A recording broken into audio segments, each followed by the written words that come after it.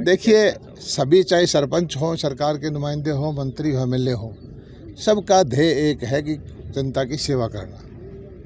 वो भी जनता की सेवक हैं, गांव का विकास कराना चाहते हैं। एमएलए एमपी पूरे प्रदेश का विकास या अपने क्षेत्र का विकास करना चाहते हैं। मिलजुल करके जो कुछ उनकी समस्याएं हैं उनका समाधान करेंगे।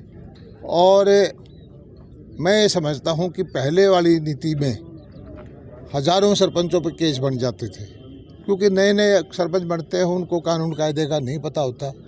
अब जो हमने यही कहा है कि सारी ताकत तो सरपंच के पास रहेगी, जिम्मेदारी जो है अधिकारियों की होगी। तो इस चीज़ को हम समझाएंगे, मिल बैठ करके फैसला करेंगे। पेंशन किसने दिया है? हमने ही दिया था, और थोड़ी बहुत कमी रही पिछले 3 महीने पहले और दिया। हम तो ये कहते हैं कि आज भारत का सिक्का, भारत का डंका दुनिया के अंदर बाज रहा है। आज G20 हमारे यहाँ चल रहा है।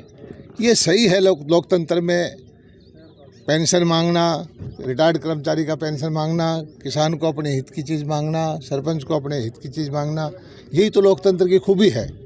और धीरे धीरे करके हमारा देश जो है दुनिया की सबसे बड़ी इकोनॉमी बनने के रास्ते पर चल रहा है।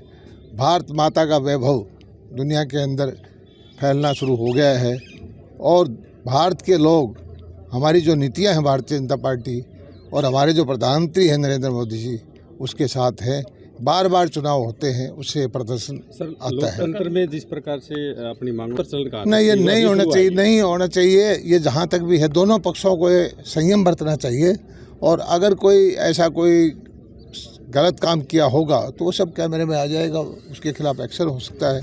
लेकिन मेरी प्रार्थना है कि शांतिपूर्वक प्रदर्शन होना चाहिए, मांग शांतिपूर्वक ढंग से करनी चाहिए।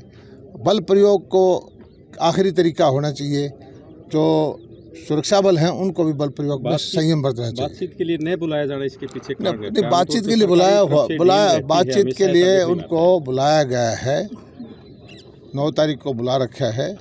और दुर्भाग्य ये है कि हमारे यहाँ विपक्षी पार्टियां, जो हारे हुए लोग हैं, हर चीज़ में एक अवसर ढूंढते हैं। वो गांव में जा कर के लोगों की सेवा नहीं करते। वो कहीं से भी कोई वर्ग अपनी समस्या रखता है तो वो उसको वोट समझ के अवसर ढूंढते हैं, जबकि उनको परिणाम नहीं मिलते। मैं समझता हूँ कि लोकतंत्र में हर वर्ग को अपनी मांगे मांगने का हक है, लेकिन उनके द्वारा सत्ता की कुर्सी हथियाने की कोशिश विपक्ष कर रहा है, वो कभी कामयाब नहीं होगी। मैं बता रहा हूँ कि जो नीतियाँ हैं जन कल्याण की, भारतीय जनता पार्टी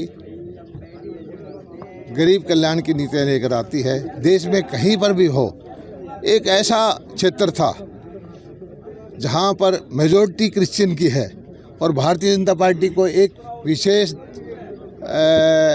धर्म की पार्टी होने का लोग आक्षेप लगाते थे। वहाँ के लोगों ने साबित कर दिया है कि भारतीय जनता पार्टी किसी एक धर्म की नहीं, एक किसी क्षेत्र की नहीं, पूरे देश की पार्टी है।